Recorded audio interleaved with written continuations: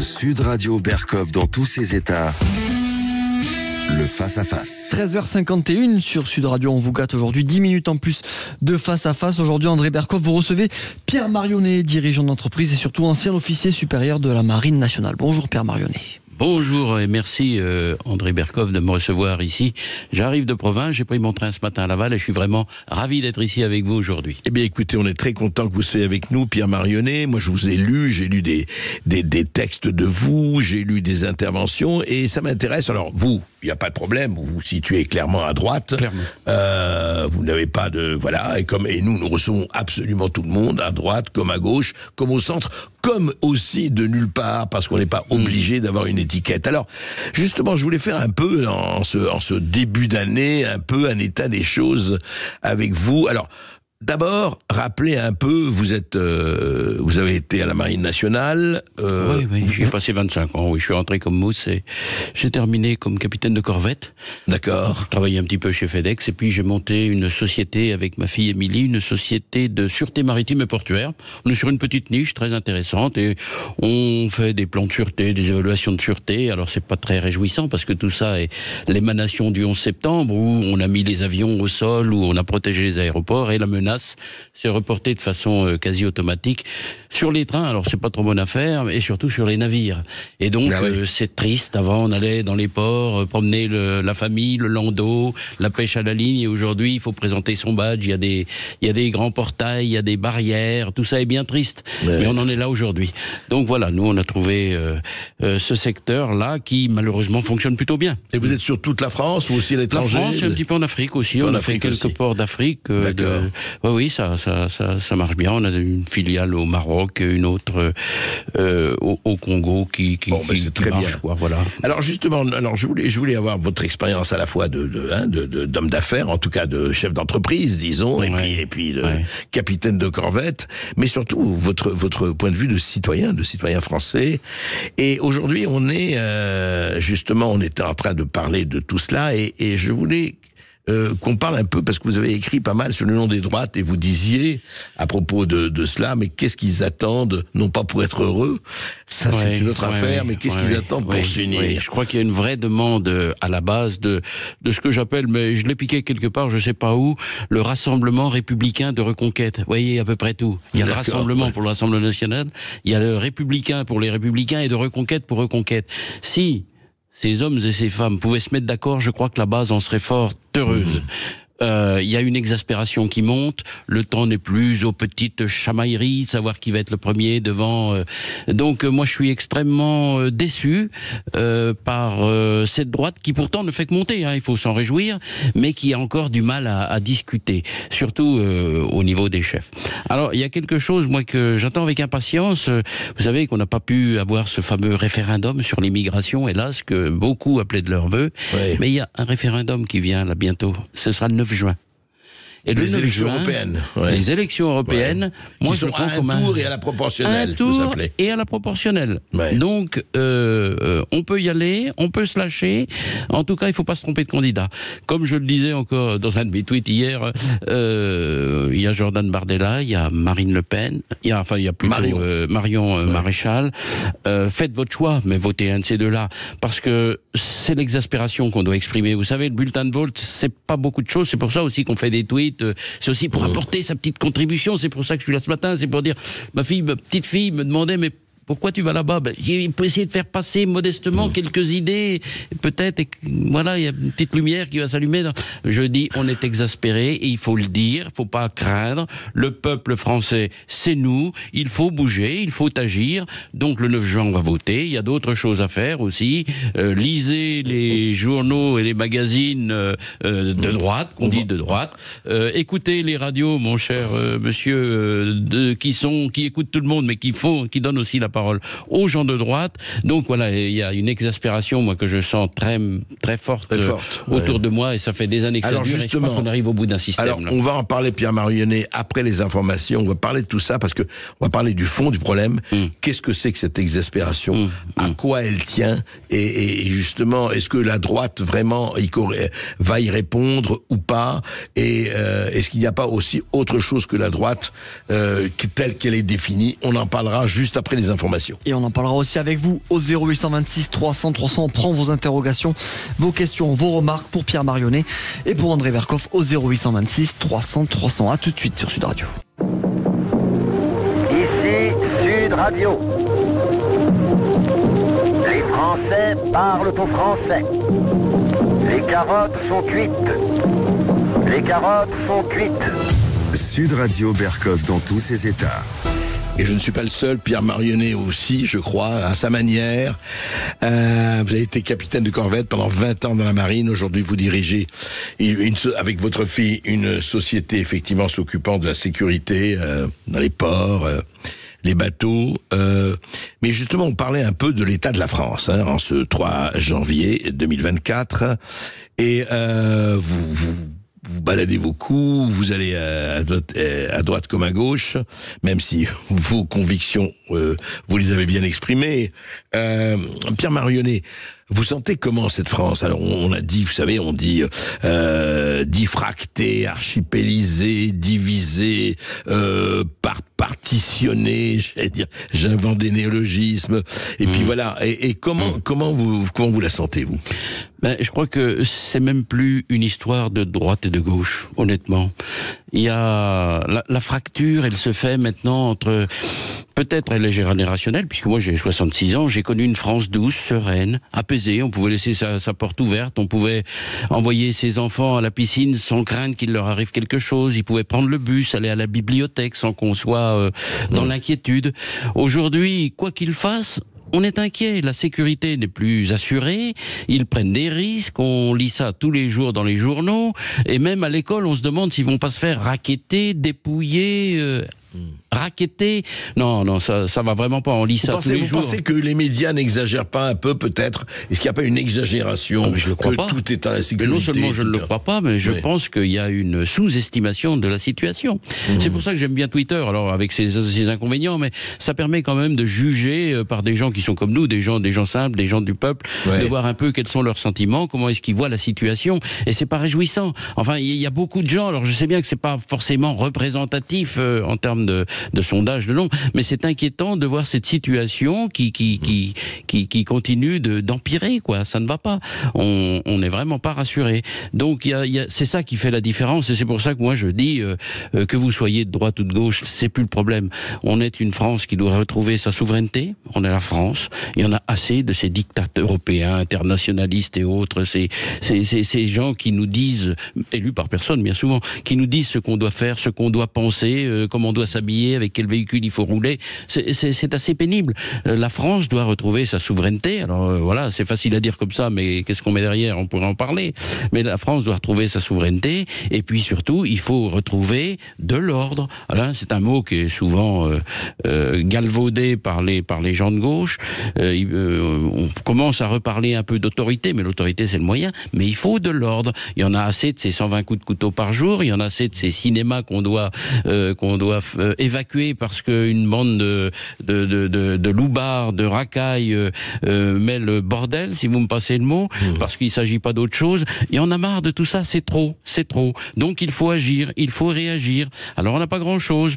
Le droit de vote, je vous le rappelle, le 9 juin, moi je vais pas me priver, mais j'en ai qu'un, dommage, mais je vais bien le mettre là où il faut. Le droit de vote, manifester... alors Pierre Marionnet, juste là-dessus, sur le droit de vote, attendons-nous un moment là-dessus. Comment vous expliquez, vous, alors, le fait que c'est le parti des abstentionnistes qui augmente de jour en jour, enfin de jour en jour, en tout cas d'année en année, que les gens n'ont pas conscience, ils se disent oui, mais ça changera rien, que ce soit les européennes, législatives ou même les présidentielles, ça changera rien. Comment vous réagissez à ça? Je suis pas tout à fait d'accord, parce que les chiffres parlent d'eux-mêmes. Quand on regarde les sondages, les derniers sondages, on voit qu'il y a cette montée de ce que la gauche appelle bien sûr les racistes, l'extrême droite, les populistes, etc. Mais il semblerait que ça ait de moins en moins de prise, parce qu'on était quand même 42% la dernière fois, au deuxième tour de la présidentielle, et ça monte tous les jours. Comme je dis souvent, quelques milliers de plus tous les jours. Et c'est pas l'actualité qui va dissuader les gens. Donc il y a vraiment une exaspération qui s'exprime et qui, j'espère, va s'exprimer le 9 juin et qui continuera de s'exprimer dans les votes suivants. Il faut. Et puis moi je dis souvent, alors je ne sais pas si vous avez senti pendant les fêtes, il y a une ambiance qui a un peu changé. Moi, j'ai eu des conversations avec des personnes qui étaient un peu sur la réserve, qui commencent à se lâcher un petit peu. Parce que, moi aussi, vous savez, quand je suis allé au Rassemblement National, j'ai hésité. Je voulais pas qu'on me crève mes pneus, fallait faire attention, vous savez. Pour le boulot, c'était pas très bon. Dans la famille, c'était mal vu. Bon, tout ça est en train de sérieusement disparaître. Pourquoi? Parce que les gens voient clair que Marine Le Pen, Éric Zemmour, alors, ils ont tous les deux leurs spécificités. Il y en a un qui a un langage très, très politiquement incorrect, mais moi, j'aime ça. Parce qu'il faut dire les choses, on crève en France de ne pas dire les choses. Donc voilà, aujourd'hui, les gens sont de plus en plus attirés par ceux qui disent la vérité. C'est pour ça que je tiens ce discours ici, parce que moi j'en ai pas d'autres. Et voilà, et vous m'avez invité pour ça, c'est pour dire ce que je pense. Absolument. Bien ou pas. Absolument. C'est pas la question. Comme je vais inviter des gens de gauche qui disent ce qu'ils pensent. Exactement. Mais justement, vous ne croyez pas, c'est la question que je voulais vous poser aussi, vous ne croyez pas que là, elle a eu une discussion là-dessus, quand on parle de l'union des droites, et que vous appelez de vos voeux, et il y a beaucoup de gens, enfin on reçoit aussi beaucoup de gens ici, et je me balade pas mal en France, effectivement, qui sont assez proches, si vous voulez, d'un certain nombre de choses, mais qui disent, nous, on ne se sent pas de droite, d'ailleurs, ils ne se sentent pas non plus de gauche. Ils estiment que c'est, à tort ou à raison, que ces notions de droite et de gauche officielles telles qu'elles existent aujourd'hui n'ont plus la même passion, le même poids et la même réalité en 2023 qu'ils l'avaient il y a encore 50 ans ou 40 ans ou 30 ans. Alors, est-ce que, effectivement, aujourd'hui, est-ce que c'est une question, en fait, pour vous, pour parler de survie du pays, de survie de la France, et comment on peut, que tous les patriotes et les souverainistes et tous les gens qui se sentent attachés à ça, se retrouver? Mais oui, mais tout à fait, comme je disais tout à l'heure, c'est même plus une question de droite et de gauche, c'est une question de sécurité sociale, parce que la classe moyenne est en train de mourir et que les pauvres sont encore un petit peu plus pauvres, et que les riches sont un peu plus riches. Et je suis pas de gauche, hein. C'est une insécurité culturelle. Enfin, on n'a presque plus le droit de fêter Noël, vous imaginez? Qui n'est même pas une fête catholique. Nos églises brûlent, enfin il se passe des choses qui sont terribles. Et puis une insécurité physique.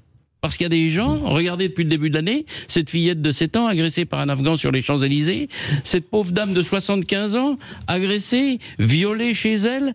Alors, je sais bien que ce sont des faits divers, disent certains, mais quand il y a tant de faits divers, ça fait ce qu'on appelle un fait de société. Donc c'est mal parti, notre pays va très très mal, les gens le chantent et ils voteront pas pour la gauche ou pour la droite, de moins en moins. Ils voteront pour leur sécurité physique, sociale, culturelle, parce que les gens sont fiers d'être français, ils aimeraient qu'on le leur rappelle, ils aimeraient que quelqu'un leur montre la voie, ce qui n'est pas du tout le cas. Moi, j'ai été extrêmement déçu par le discours du président de la République, qui encore une fois ne nous a pas dit où on allait, comment on allait y aller, avec qui, avec un échéancier, enfin, il est chef ce type-là. C'est possible de s'adresser aux gens comme ça sans donner une information intéressante, sans répondre à aucun de leurs problèmes. On les connaît les problèmes, il les a même pas abordés. Oui, il reste dans les généralités. C'est des mots vides, des phrases creuses, enfin, je peux vous le faire, hein. Détermination sera sans limite, vous pouvez compter sur moi, on ne sait pas pourquoi faire, mais non, ces discours se ressemblent tristement, malheureusement, quoi. Alors, bon, le regard bleu, le sourire carnassier, l'œil est assez pétillant, ça va, mais ça suffit pas. Et ça, les Français, je crois, me semble-t-il, de droite et de gauche n'en peuvent plus. Ils pensent à leurs enfants et leurs petits-enfants. Ouais. Et justement, alors, mais est-ce qu'il n'y a pas autre chose? Alors, et je parle aux citoyens français, je parle aussi aux responsables, aux chefs d'entreprise, aux pères de famille, Pierre Marionnet. Mais est-ce qu'on a l'impression qu'on attend tout du sommet, justement, le vote? Et c'est très bien de dire que le vote c'est important, bien sûr, je suis d'accord avec vous. On n'a pas d'autre chose. Mais qu'est-ce que peuvent faire les citoyens? Est-ce que les citoyens n'ont pas tendance à aussi être les citoyens, en tout cas un certain nombre de citoyens, à être un peu passifs, à se dire bon, on va voir, et attendre tout du sommet? Est-ce qu'il n'y aurait pas à la base un certain nombre de choses à faire, à votre avis? Je sais pas. Alors, je vois souvent sur Twitter, sur Facebook, les gens, les Français sont des veaux, les Français... Non, moi je suis pas d'accord. Les Français sont un peuple fort, qui est un peu long au démarrage peut-être, mais quand on en est à ce niveau d'exaspération que je citais en début de conversation, je crois que le pire peut arriver. Le pire. Alors ce sera Vous voulez le dire bulletin de vote. la guerre civile. Ah, enfin, oui. Enfin, c'est Laurent Berton que j'ai lu avec beaucoup d'attention et que j'aime beaucoup, qui fait un retour en grâce. D'ailleurs, en ce moment, c'est pas un hasard. Des métiers formidables comme ça, qu'on les laisse travailler, c'est eux les spécialistes de la question. Deuxièmement, pour la justice, alors là, c'est une justice... comment la nommer, quoi, aux ordres, ou affaiblie par des considérations politiques, des considérations idéologiques. Vous pensez à certains syndicats. Oui, mais c'est ça. Le CSM, mais c'est catastrophique. Enfin, leurs dernières interventions montrent que c'est catastrophique. Alors, il y a l'IA qui arrive. Je ne sais pas s'ils s'en rendent compte, mais bientôt tous ces jugements de justice seront rendus par des machines et qui seront validés par des hommes. C'est à souhaiter parce que ce sera forcément meilleur. Vous pensez que l'intelligence artificielle sera plus juste? Oui. Et puis alors, si c'est pas encore tout à fait suffisant, moi, il y a un truc qui me plaisait beaucoup, c'est les peines planchées. Les peines planchées, hein. Et puis il n'y a même pas besoin de motiver, c'est peine planchée. Donc monsieur le juge, vous signez dans le bas de la page ici, vous mettez la peine planchée, vous avez le droit de mettre un peu plus si vous le jugez. Ça suffit.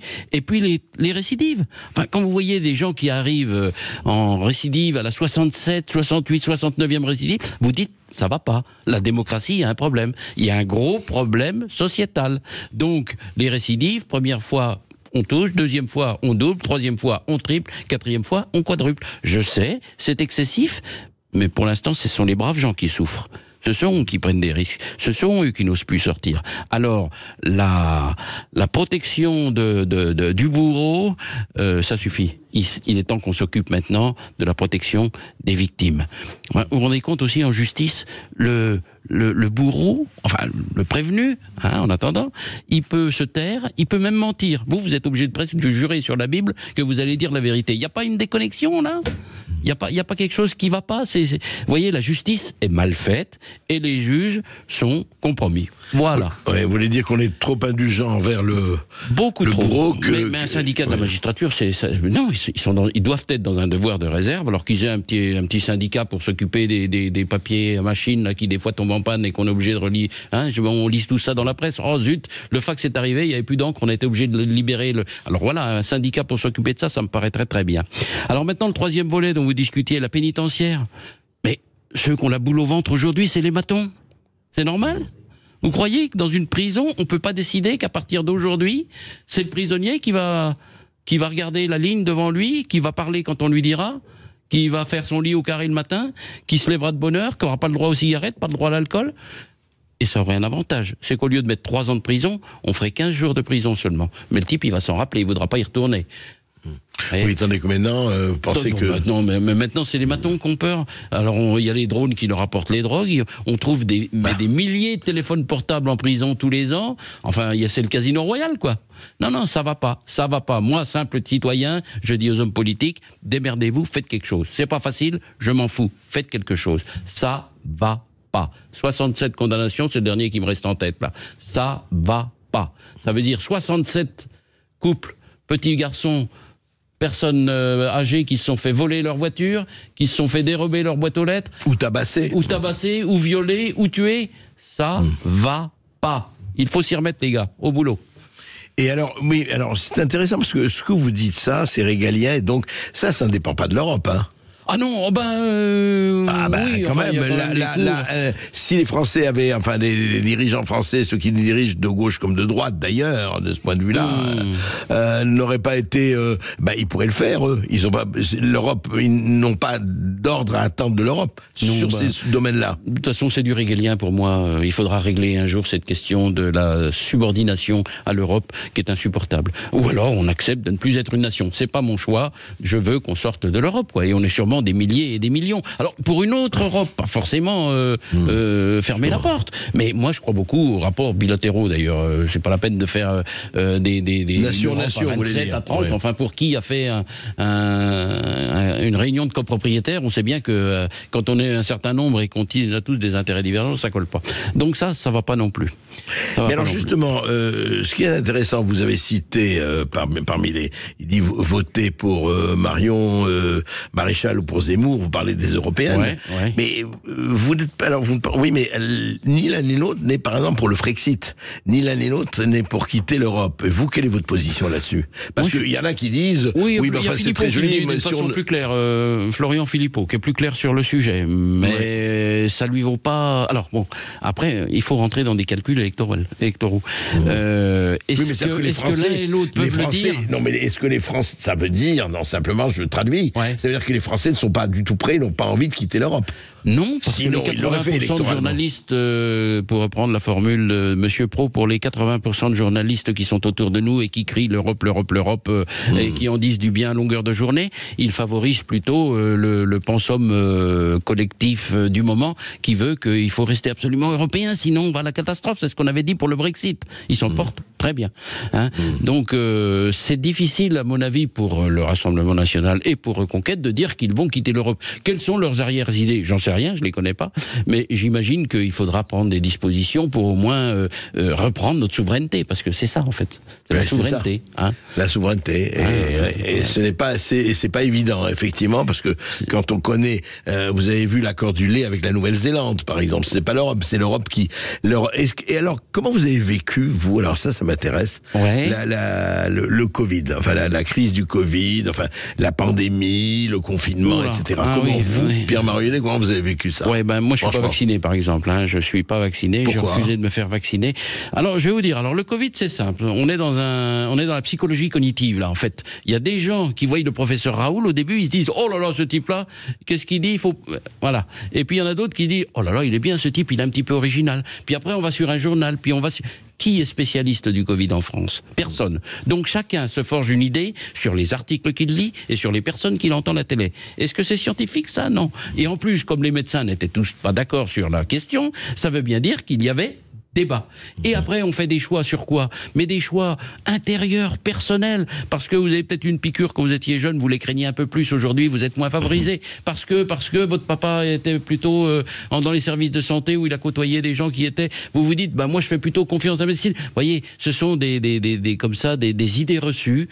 Et vous, c'est en fonction, pareil, vous n'êtes pas fait vacciner en fonction de votre vécu, en fonction parce que pour des raisons mais irrationnelles, mais comme tout le monde, parce qu'on est dans le plus grand irrationnel sur ces questions, parce que j'ai pensé que j'avais l'impression que je prenais un risque. Mais je le regrette pas. Je dirais pas que j'ai eu raison, je dirais que par chance j'ai eu raison, me semble-t-il. Et comment vous avez vécu le confinement, les périodes, les gestes barrières, etc., etc.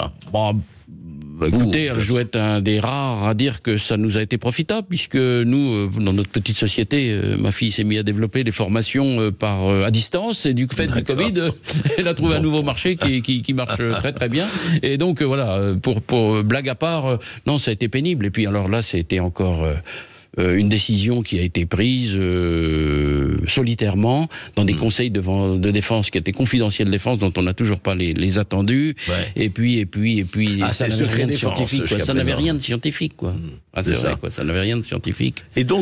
Et donc, vous n'avez pas l'impression, justement, de ce point de vue-là, Pierre Marionnet, que, justement, on est un peu dépossédé, est-ce qu'il n'y a pas dépossédé un peu du... Alors, vous allez me dire, oui, on n'est pas des scientifiques, et puis chacun a ses occupations, on ne peut pas passer son temps à lire, hélas, 24 heures sur 24. Est-ce que vous avez l'impression, quand même... Comment, enfin, vous savez, tous les politiques vous disent toujours, nous, on prend le pouvoir pour le rendre au peuple. En fait, c'est des bagous, alors, ça, quand on dit ça. Mais non, mais c'est surtout faux. C'est surtout faux. Oui. Les gilets jaunes ont montré ça. Les gilets jaunes ont montré ça. C'est que les gens ont besoin de s'exprimer, justement. C'est ce que je disais un petit peu au début de l'interview. Les gens, ils ont qu'un bulletin de vote. Et c'est quoi, une fois par an et à peine. Et à peine pour les 5 ans. Et à peine. Oui, alors pour les 5 ans, mais je veux dire, entre pas les sénatoriales, ils votent pas, mais entre les législatives, les municipales... c'est un vote tous les 18 mois, en gros. Quand on a vraiment beaucoup d'exaspération en soi, qu'on a vraiment beaucoup de choses à dire, qu'on veut que ça change, c'est un peu juste. C'est bien pour ça que je disais, il y a quand même un risque d'embrasement. Il y aura peut-être un moment où les gens vont dire, mais scrogneux, c'est pas en attendant les prochaines élections et en jetant un bulletin que je vais faire quelque chose. Donc, vous voyez, cette exaspération qui monte, je reviens toujours à ça, parce que moi, c'est ce que je sens en moi, déjà. Je suis exaspéré, j'ai envie de faire des choses. comme on dit avec ma fille, un petit côté chevalier blanc, comme ça on a envie de faire les choses, et justement en face c'est pas des chevaliers blancs, hein, c'est des cavaliers gris. Vous voyez, moi, Monsieur Macron, on me dit que c'est quelqu'un d'intelligent, formidable, je veux bien le croire, mais c'est pas un chef, quoi. Hein. Des fois, pour plaisanter, je dis à mes subordonnés, vous achetez un petit carnet, quand t'es chef, que tu sois chef d'équipe, chef de rayon ou chef de l'État, tu prends ton petit carnet, allez, le problème de la souveraineté nationale, je note, ensuite le problème des hôpitaux, et puis la police, justice, prison, et puis l'éducation, voilà, et on arrive au Conseil de ministres, crognonieux. Toi, le ministre, là, qu'est-ce que tu fais pour ce problème-là? Et toi, qu'est-ce que tu fais? Enfin, il a tout le monde à ses pieds, il fait rien. Mais nous allons continuer à faire, en tout cas, à écouter Pierre Marionnet et écouter aussi, évidemment, les auditeurs de Sud Radio. Eh oui, puisque vous êtes des grands acteurs de cette émission au 0826 300 300, appelez-nous. Emmanuel vous entend en standard, rappelez-nous. 0826 300. Ici Sud Radio. Les Français parlent au français. Les carottes sont cuites. Les carottes sont cuites. Sud Radio Berkov dans tous ses états. Et nous sommes toujours avec Pierre Marionnet, et effectivement, nous avons parlé un peu des mots. Ces mots à lui, MOTS, sur les mots à elle, la France, MAUX, bien sûr. Et alors, beaucoup de gens, effectivement, il y a ce problème. Moi, je voudrais revenir un peu sur ces problèmes non pas de gauche et de droite, mais de gauche et de droite telles qu'elles sont montrées, d'ailleurs, effectivement, que ce soit dans les médias, chez les politiques et tout. Et souvent, moi, c'est peut-être une impression personnelle, mais encore une fois, je reçois beaucoup de monde ici à Sud Radio, et puis je me balade, comme on dit, et je rencontre beaucoup aussi, et que les gens, au fond, ce qui les intéresse, c'est le bon sens, et que c'est pas l'étiquette, quoi. Est-ce que c'est votre cas? Mais oui, le bon sens, j'allais dire le bon sens de père de famille, même s'il faut plus dire ça, attention, hein. Le bon sens paysan. En fait, moi, j'ai inventé un mot pendant un moment parce que je me disais, je suis un simplisticien. J'adore les choses simples. Et je vous dire, quand j'étais dans la marine, je changeais de chef tous les 2 ans. Et les chefs qui sont efficaces, qui sont intelligents, ils sont toujours très simples. On comprend ce qu'ils disent très rapidement.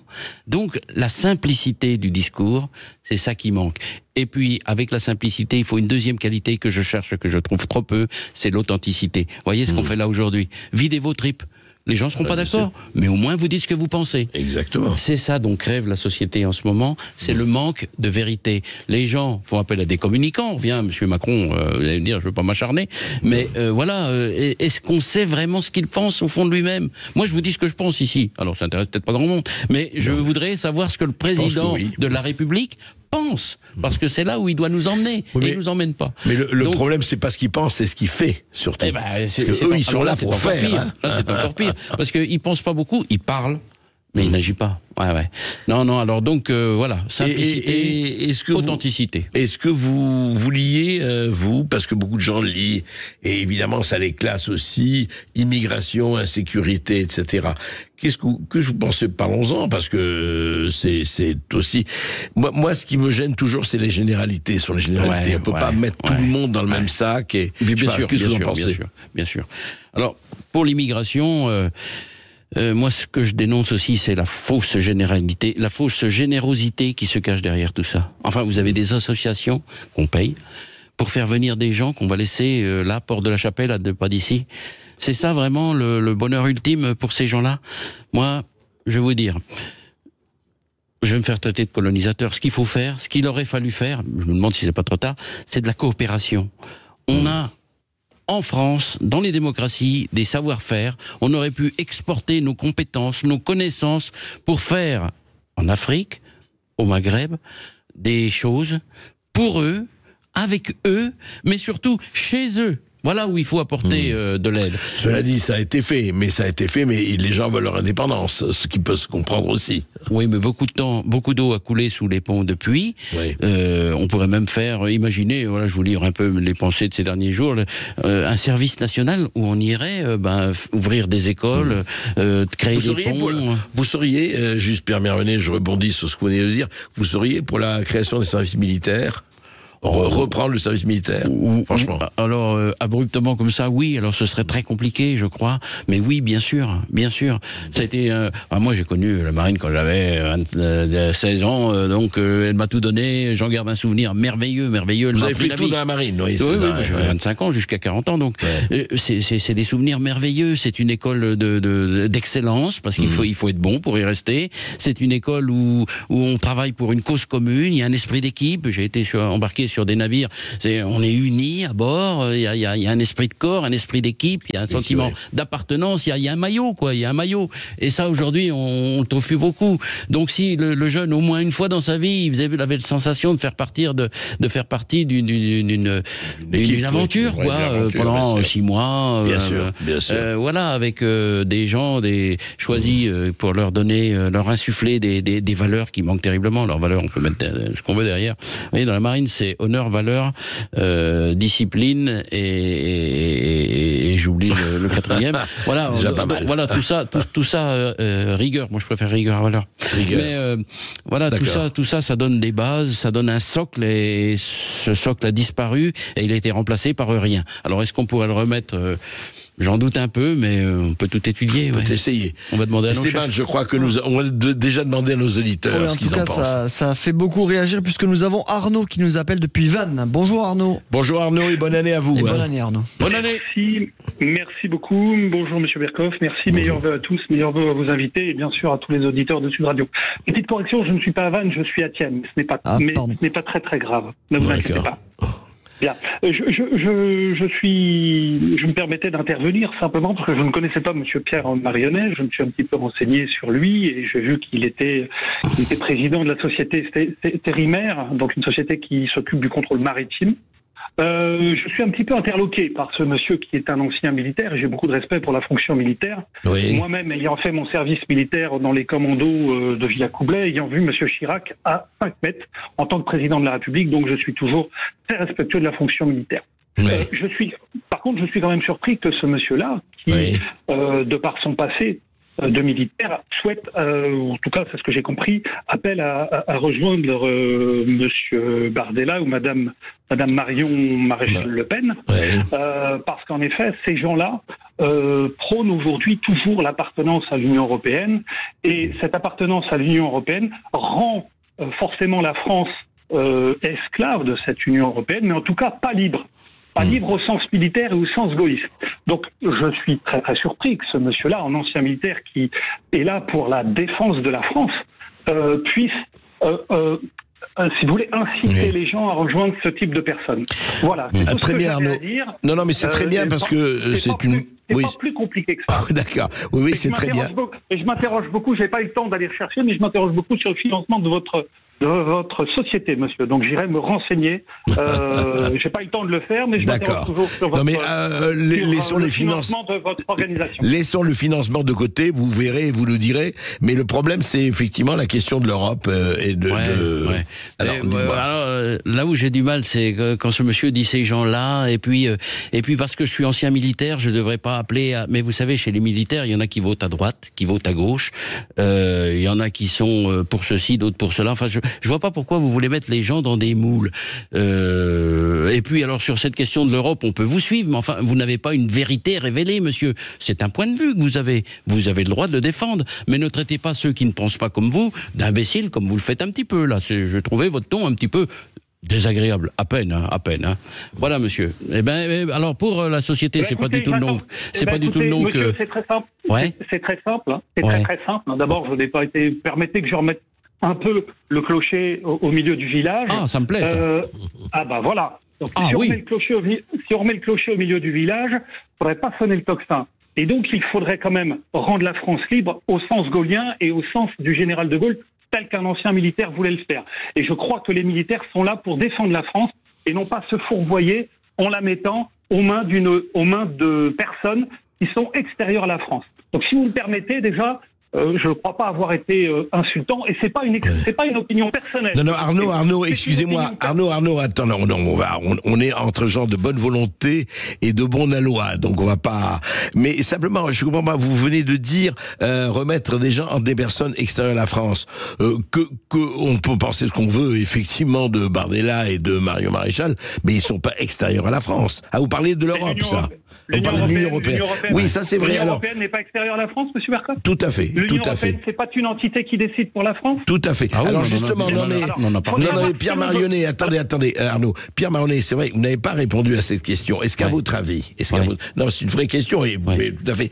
Est-ce qu'à votre avis, ce que dit Arnaud quelque part, et c'est vraiment une des questions, et c'est pas facile, est-ce qu'on peut rester dans l'Europe, Union européenne telle qu'elle est aujourd'hui, et avoir une souveraineté française telle qu'il la faudrait? Ben non, pour moi, le Frexit, vous m'avez posé la question, c'est clair, je suis pour le Frexit. Si je n'ai pas bien exprimé et qu'Arnaud n'a pas bien entendu, je suis pour le Frexit. Ah d'accord, ah ben alors ça c'est... Bien sûr. Au moins c'est dit. J'ai dit qu'il faudrait une autre Europe, pas forcément d'ailleurs toute regroupée, on peut faire des accords bilatéraux, mais je suis contre l'Europe actuelle, despotique, technocratique, etc. etc.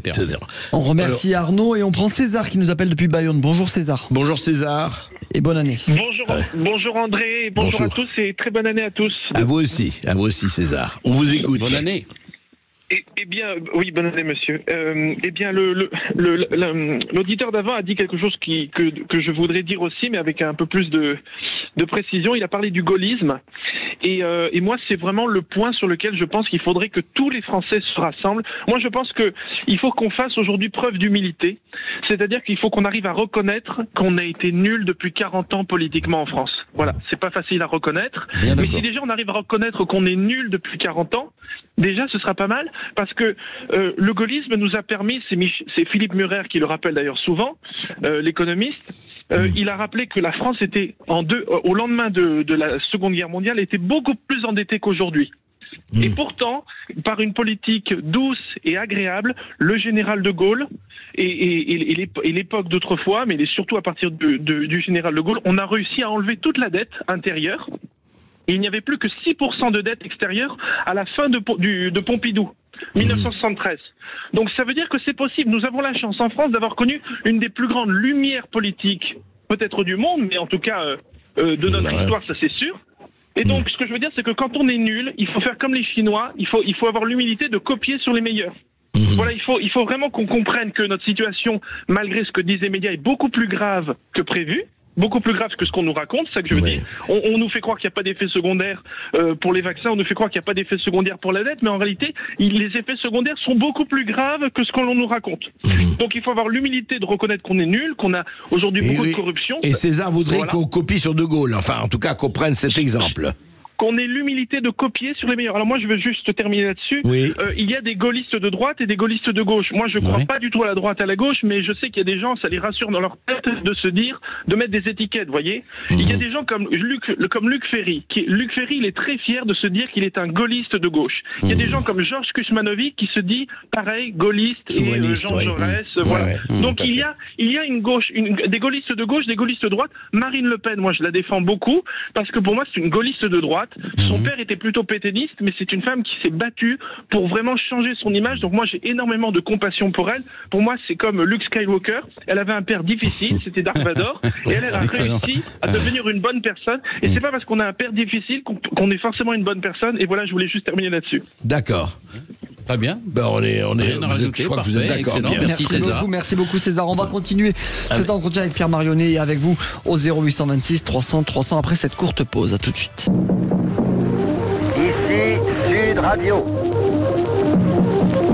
Les Français parlent au français. Je n'aime pas la blanquette de veau. Je n'aime pas la blanquette de veau. Sud Radio Bercoff dans tous ses états. Dernière ligne droite sur Sud Radio, on est toujours dans le face-à-face avec l'ancien officier supérieur de la Marine nationale, Pierre Marionnet, qui est l'invité d'André Bercoff aujourd'hui. Et on accueille Julien qui nous appelle depuis Créteil. Bonjour Julien. Salut Julien et bonne année. Bonjour, bonne année. Mon cher André, merci à votre invité également. Tout le meilleur. Mais je n'ai pas très intéressant pour ce début d'année parce que moi je rejoins ce que vous dites, monsieur Marionnet, tout à fait. Mais néanmoins, déjà, je pointe une incohérence dans vos propos. Vous dites dites que vous êtes pour le Frexit, mais vous appelez à voter pour Monsieur Bardella ou pour Madame Maréchal. Bon, déjà, il y a quelque chose qui va pas. Moi, j'écoute tout ce que disent les uns et les autres. Vous voulez récupérer votre souveraineté, c'est ce que j'ai entendu. Mais comment vous voulez maîtriser l'immigration en étant dans l'UE, dans Schengen, dans la CEDH et pire encore dans le pacte de Marrakech? C'est totalement impossible. Donc, à part, alors, et en plus de ça, quand je vois les slogans, permettez-moi de vous le dire, André, de Monsieur Bardella, vivement le 9 juin, ou rendez-nous Noël pour Madame Maréchal, enfin, c'est vraiment prendre les Français pour des benets. La vraie question, c'est que la France retrouve son économie. Marc Toiti a dit en début d'émission, on est un pays qui est en faillite et on a, parce que aucun candidat, je suis désolé de dire, à part la liste du Frexit, la liste d'Asselineau, ne montre le processus d'asservissement du continent européen par les États-Unis d'Amérique. Regardez Nord Stream qui nous a été plastiqué. Nous avions une énergie absolument fantastique et on ne l'a plus. Donc, je suis désolé, moi, je veux pas être long, mais je pense que je me méfie des paquets de lessive, des listes vendues par les médias. Moi, j'aurais tendance plutôt à regarder celles qui sont sciemment cachées, et vous le savez, André, puisque vous avez des candidats qui sont blacklistés, boycottés, verrouillés, tout ce que vous voulez, qu'on ne montre jamais. Pas chez nous, Serge, pas chez nous. Oui, je sais, André, vous faites ce qu'il faut, mais malheureusement, tous les Français n'ont pas accès à Sud Radio et votre émission, c'est triste. Mais voilà, donc regardez juste pour en terminer un exemple. Madame Mélanie, elle a fait 2 fois plus d'immigration. Monsieur Kurz, il a rien réglé. Tant que vous voulez rester dans l'UE, dans l'euro, dans Schengen, on est bâillonnés. Et donc, ceux qui vous vendent une autre Europe, ça fait 40 ans que j'ai relu toutes les professions de foi depuis 40 ans. Ceux qui vous disent on va vous vendre une autre Europe, excusez-moi, mais ce sont des leurs politiques complètement. D'accord, Serge. Non, mais vous réagissez, Pierre-Marie? Oui, je suis d'accord. Et le monsieur relève une contradiction, et je crois qu'elle est là. Mais comme je le disais tout à l'heure, je pense que dans l'esprit du Rassemblement national, comme dans l'esprit de Reconquête, on va pas dire qu'on va quitter l'Europe, mais ils ont déjà des idées pour dire qu'on va quand même faire quelque chose. C'est sûr qu'on peut pas continuer. Mais si vous le dites brut comme ça, vous disparaissez dans les oubliettes. Il y a la politique. Il y a monsieur Philippot qui dit d'une manière très très claire. Moi, je pourrais voter pour monsieur Philippot, hein, vraiment. J'aime beaucoup ce qu'il dit, j'aime beaucoup ce qu'il fait. Mais monsieur malheureusement, il fait un petit pourcent, quoi. Monsieur Asselineau, vous me parlez de monsieur Asselineau. J'aime bien ce que dit monsieur Asselineau. J'aime bien ce qu'il fait. Mais je vais aller mettre un bulletin de vote à monsieur Asselineau qui va nous faire 0,5%.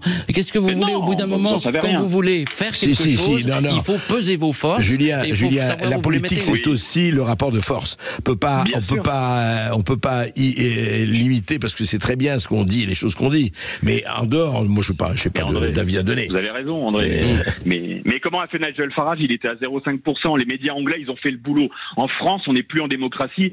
C'est une démocratie de façade, mais c'est une démocrature en réalité. Vous le savez, André. Vous le savez trop bien. Vous êtes, je dirais avec l'expérience que vous avez, les 50 ans de journaliste que vous avez derrière vous, vous le savez. La France est en réalité un pays bâillonné. On a l'impression d'être en démocratie, mais en réalité, les vrais sujets, ils sont pas évoqués. Moi, vous savez, j'étais souvent en Angleterre ces dernières années pour le travail. Je peux vous dire, en Angleterre, ils ont quand même gardé cette liberté. Et il faut des députés européens au Parlement qui feront du Nigel Farage. Voilà ce dont on a besoin. Parce qu'à part Madame Joron, Madame Joron, qui fait le job, à part elle, le RN, je suis désolé, ils votent les lois ou ils s'abstiennent. En tout cas, on avait aussi Madame Rivasi, paix à son âme, qui vous savez, décédée, qui était formidable. Non, mais c'est une vraie question qui est posée, et on verra d'ailleurs le résultat de juin, on verra ce que ça va donner, si ça va bouger. Merci beaucoup, Julien, pour votre appel. On accueille Frédéric qui nous appelle depuis Bergerac. Bonjour Frédéric. Oui, bonjour Frédéric. Bonjour à vous tous. Bonjour. Bonne année. Mes meilleurs vœux. Vous aussi. Et bravo pour votre émission. Bien content encore qu'en 2024, vous soyez là pour nous. Merci beaucoup. Merci. Et alors moi, ce que je voulais dire, c'était une petite idée que j'avais, puisqu'en fin de compte, on parle toujours... Alors, c'est vrai que si on commence à savoir qui sera le prochain président français, avec ceux qui peuvent faire 1%, ceux qui sont dans des partis, ceux qui sont... C'est compliqué. Moi, je pense d'abord qu'il faudrait repasser par un référendum européen. Concernerait tous les pays, avec 10 questions concernant la souveraineté, les mêmes questions posées à chaque Européen. Parce qu'il ne faut pas oublier quand même que nous, on nous impose une Europe. Moi, je voudrais bien qu'il y ait un journal européen tous les jours à la télé, dans chaque langue. Parce qu'en fait, compte, personne... Moi, j'ai eu l'occasion de parler il n'y a pas longtemps. Je travaille dans un milieu, enfin, chez la retraite maintenant, de gens qui sont quand même des gens, je dirais, qui ont fait des études, qui sont censés être au courant de tout. Des gens qui ne savaient même pas qui était Madame von der Leyen. Ah bon? qui ne savent toujours pas aujourd'hui qui est Madame van der Leyen. Et des gens qui ont des affaires, des entreprises, des gens de... Voilà, alors c'est à partir de ce moment-là que ça serait bien de remettre des questions au sujet et de dire, par exemple, voilà, tout ce qui concerne la souveraineté, les sujets délicats du moment, souveraineté, immigration, tout ça, faire un référendum européen. Parce qu'il ne faut pas oublier que le dernier référendum, en fin de compte, on nous l'a squeezé par un vote parlementaire à la suite. Donc pour que tout le monde soit d'accord, c'est pas compliqué. On demande l'avis à tout le monde. Quelques questions. Et là, ils verront bien sur quelle ligne l'Europe peut continuer. Parce que le mot Brexit fait peur. Et en fin de compte, c'est un débat qui tourne en rond. Bien sûr, mais Frédéric, tout le problème est là. Le dernier référendum, on sait ce qui s'est passé, c'était sur l'Europe. C'était en 2005. Les 55% des Français ont voté non. Et on l'a enterré, on s'est assis dessus au traité de Lisbonne. Et c'est tout le problème, effectivement, Pierre Marionnet. Vous avez parlé, d'ailleurs, on a commencé notre entretien sur le référendum. Et effectivement, personne n'en veut. En tout cas, les princes qui nous gouvernent n'en veulent pas, quels qu'ils soient. Vous en pensez quoi? Ah oui, tout à fait, oui. Pourtant, le général de Gaulle l'avait fait en son temps plusieurs fois. Ils ont une pleure bleue, parce que pensez donc, si le peuple pense mal, qu'est-ce qu'on fait après? C'est embêtant. Non. Le monsieur, d'accord, je suis d'accord avec les auditeurs qu'on a entendus sur ce point. Il y a quand même une presse qui est bâillonnée. Enfin, vous avez vu ce qui arrive à monsieur, comment s'appelle-t-il, qui est d'origine égyptienne, Jean Messia. Oui, Jean Messia. Mais alors, il a plus le droit de parler. Il a aucun. On l'a reçu hier dans l'émission. Oui, très bien. Hier matin, j'ai vu son intervention. Bon, ben, ça va pas. Il y a quelque chose qui va pas. L'Arcom, c'est bien, mais enfin, c'est quand même des gens. Le système, c'est comme le Conseil constitutionnel. C'est des gens qui sont élus par des politiques, donc forcément, ce sont des politiques qui ne sont élus pour la circonstance par personne. Non, il y a beaucoup de choses à revoir, oui, je suis d'accord. Et cette affaire de référendum, il faudra bien le faire, ne serait-ce que pour remettre tout ça à plat. C'est clair. On va remercier Julien de nous avoir appelé. On accueille Serge qui nous appelle depuis Vichy. Bonjour Serge. Bonjour Serge. Oui, bonjour à tous et meilleurs vœux. Meilleurs vœux pour la France surtout. Vous avez très bien choisi aujourd'hui l'invité, parce que j'ai l'impression qu'il fait réagir beaucoup. Oui, il fait beaucoup réagir. Voilà. Et ça prouve qu'il y a un bouillonnement intellectuel côté de la droite, alors qu'on disait que la droite avait un électrocardiogramme plat depuis des années. Et c'est confirmé par le nombre, moi je suis à peu près tout ce qui peut être étiqueté de droite, que ça soit les magazines comme l'Incorrect, comme Éléments, comme tout ce que publie François Bousquet dans la Nouvelle Librairie, tous ces intellectuels comme Bocoté et autres, voire même quelqu'un qui est en train de faire un tabac sur CNews, c'est-à-dire Philippe de Villiers, avec ses apparitions hebdomadaires, des radios comme la vôtre, comme Radio Courtoisie, etc., etc.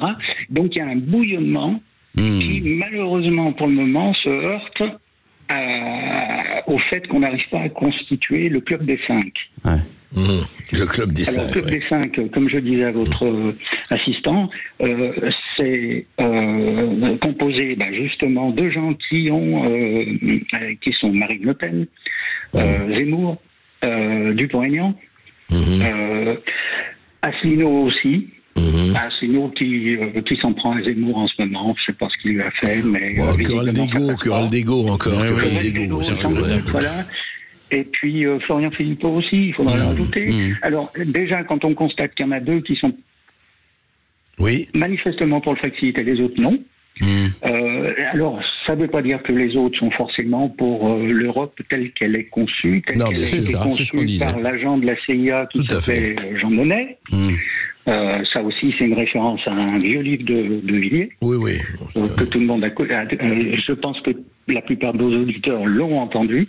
Et tout ça, si vous voulez, ça m'agace énormément, parce que je me dis que effectivement, on a maintenant intellectuellement assez d'armes pour écrabouiller la gauche, qui en reste toujours... Comme vous y allez, Serge. Non, mais quand on voit que les arguments frappants, quand vous n'êtes pas d'accord avec eux, vous êtes d'ultra droite maintenant, et que de toute façon, le diable reste toujours le menhir. Oui, le métier. Oui, mais ça, c'est devenu un détail, si je peux me permettre cette plaisanterie. Non, mais vous avez raison, Serge. Je crois que de toute façon, vous savez, l'avenue Pierre Marionnet, tout ce qui se passe, vous avez décrit, il y a un vrai bouillonnement, il y a une vraie discussion, le débat est ouvert, et heureusement, et plus il sera pluraliste au vrai sens du terme, plus on ouvrira le débat, et nous, comme vous le savez, nous avons question à tout, et nous continuerons de le faire. Merci beaucoup d'avoir été avec nous, Pierre Marionnet. Je rappelle que vous êtes ancien officier supérieur de la Marine nationale. André Berkoff, on se retrouve demain à partir de midi jusqu'à 14h. Le face-à-face sera avec Didier Raoult demain. On va faire un entretien d'entrée avec Didier Raoult. Et puis, tout de suite, c'est Brigitte Lahaye sur Sud Radio. Sud Radio Berkoff dans tous ses états, midi 14h. André Berkoff.